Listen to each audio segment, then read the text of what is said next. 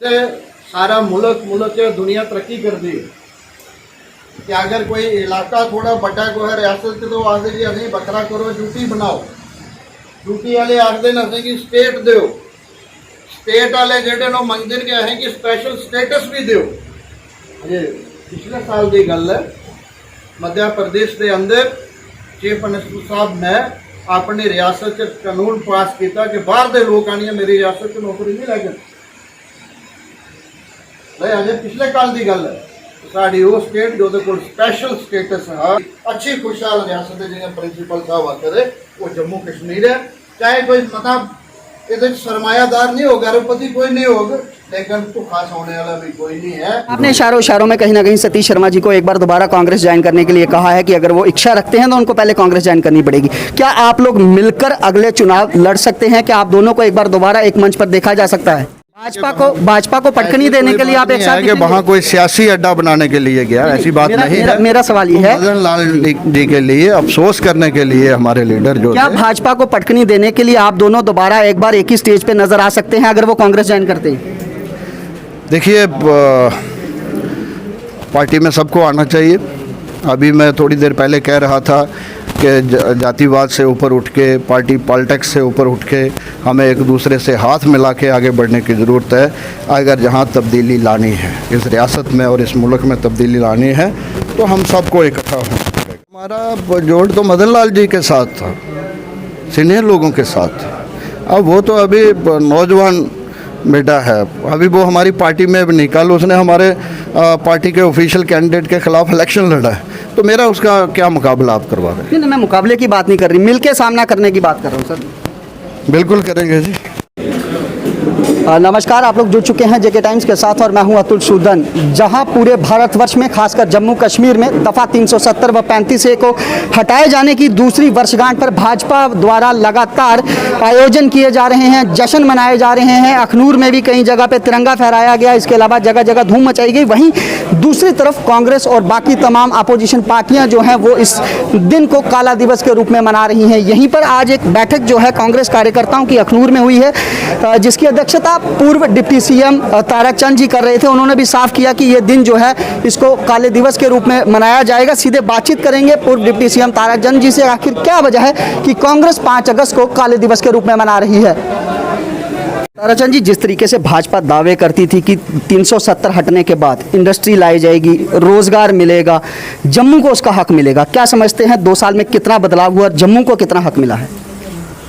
देखिए, आप उनसे जो पूछिए कि कितने हज़ार यूनिट था जो जम्मू में इंडस्ट्री का चल रहा था हमारे वक़्त से, आज कितने हज़ार बंद हो गया और कितने हज़ार रहा।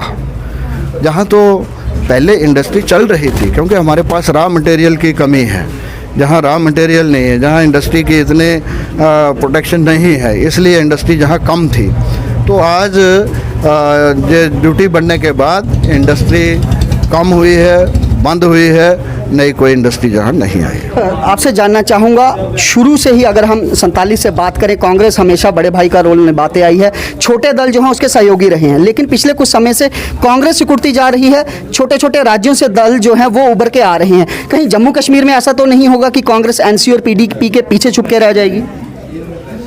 ये आने वाला वक्त ही बताएगा क्योंकि बहुत अच्छा माहौल बनने जा रहा है कांग्रेस के हक में जम्मू कश्मीर में, और लोग आज की इस सरकार से बहुत दुखी हैं और मैं समझता हूं कि आने वाली इलेक्शन में कांग्रेस स्वीप करेगी और हम अपने बलबूते पे जहां सरकार बनाएंगे। एक बार दोबारा गुलाम नबी आज़ाद साहब सक्रिय दिख रहे हैं जम्मू कश्मीर में, क्या कांग्रेस आने वाला चुनाव गुलाम नबी आज़ाद साहब की नुमाइंदगी के अंडर लड़ने जा रही है? देखिए, आज़ाद साहब हमेशा सक्रिय रहे हैं, वो हिंदुस्तान की तमाम स्टेटों के बारी बारी से इंचार्ज रह चुके हैं। हमारे रियासत के और ख़ासकर सूबा जम्मू से वो रहने वाले हैं, इसलिए वो हमेशा ही उनकी नज़र जो है वो हमारे लिए अच्छी रही है, हमेशा वो हमारी मदद करते रहे हैं। आज भी जो मौजूदा हालात हैं इसमें वो हमारी रियासत की और हमारी मदद करना चाहते हैं और मैं समझता हूं कि अगर वो चीफ मिनिस्टर के कैंडिडेट के रूप में जहां आ जाते हैं तो हमारी सीटें बढ़ेंगी। और ताराचंद जी, बहुत सारे मुद्दे हैं, लोग खुद सड़कों पर उतर रहे हैं, लेकिन कांग्रेस अभी भी पूरी तरीके से फ्रंट फुट पे नहीं खेलते हुए दिख रही। आज भी आप बात करें जोड़ियां से पलावाला रोड के मसले पर, पलावाला में लोग प्रदर्शन कर रहे हैं, कांग्रेस कांग्रेस नहीं नजर आ रही। इसी तरीके से जब भाजपा का दौर था अपोजिशन का, भाजपा फ्रंट फुट पे होती थी, कहीं ना कहीं इसको कमजोरी समझते हैं आप? देखिए, आप मीडिया के माध्यम से ही देखते होंगे कि जम्मू में प्रदर्शन हमारी पार्टी करती ही रहती है। जो पलांवाला में आज प्रदर्शन चल रहा है उसमें भी अहम रोल जो है वो हमारे लोगों का है। हमारे पार्टी के ही लोग जो हैं वो फ्रंट पे वहाँ लड़ रहे हैं जो आज का प्रदर्शन हो रहा है। तरचंद जी, कांग्रेस के भीतर से ये आवाज़ आती आई है कि बहुत सारी सीटों पर जहां पर कांग्रेस का प्रदर्शन पिछले 20-25 सालों से खराब रहा है, बहुत सारे ऐसे कैंडिडेट हैं जो 4-4, 5-5 मरतबा हार चुके हैं, उनको बदलने की ज़रूरत है। क्या युवाओं को मौका मिलेगा कांग्रेस में? क्योंकि डीडीसी के वक्त भी हमने देखा, चाहे शाहनवाज चौधरी की बात करें या और लोगों की बात करें, पार्टी से खफा होकर उन्होंने खिलाफ चुनाव लड़ा था। क्या आने वाले समय में कुछ बदलाव देखने को मिल सकता है? क्या युवा अपेक्षा रख सकते हैं कांग्रेस से? देखिए, कांग्रेस एक बहुत ही पुरानी पार्टी है, बहुत ही तजर्बाकार पार्टी है। सियासी तौर पूरा वो तजर्बा रखती है पार्टी की लीडरशिप। मैं समझता हूँ कि आने वाले वक्त में जो भी फैसले होंगे, चाहे वो युवा के हक़ में हों, चाहे वो तजर्बाकार लीडरों के हक़ में हों, खाली युवा ही हों तो तब भी बात नहीं बनती, खाली तजर्बाकार ही हों तो एनर्जी वाले लोग नहीं हों तो तब भी बात नहीं बनती। इसलिए तजर्बाकार लीडर भी ज़रूरी है और नौजवान भी। आपने इशारों में कहीं ना कहीं सतीश शर्मा जी को एक बार दोबारा कांग्रेस ज्वाइन करने के लिए कहा है कि अगर वो इच्छा रखते हैं तो उनको पहले कांग्रेस ज्वाइन करनी पड़ेगी। क्या आप लोग मिलकर अगले चुनाव लड़ सकते हैं? क्या आप दोनों को एक बार दोबारा एक मंच पर देखा जा सकता है? क्या मैंने कोई गलत बात कह दी? बिल्कुल, आपने तो बिल्कुल सही कहा। मैं आप ही से ये पूछना, इलेक्शन लड़ा, इलेक्शन लड़ने के बाद कहीं पे उन्होंने पार्टी ज्वाइन किया है क्या? लेकिन आप ही के पार्टी के बड़े अधिकारी, चाहे वो दिल्ली से आते हैं, चाहे स्टेट लीडरशिप है, वही उनके घर पे बैठी नजर आती है। इसका मतलब कहीं ना कहीं कांग्रेस के साथ अभी भी उनका रिलेशन है।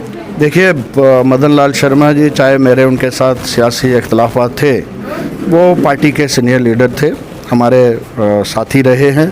उनका कोरोना में देहांत हो गया और उनके घर में सीनियर लीडरों का जाना तो संभव था कि कहीं कोई इस दुनिया में नहीं रहता है।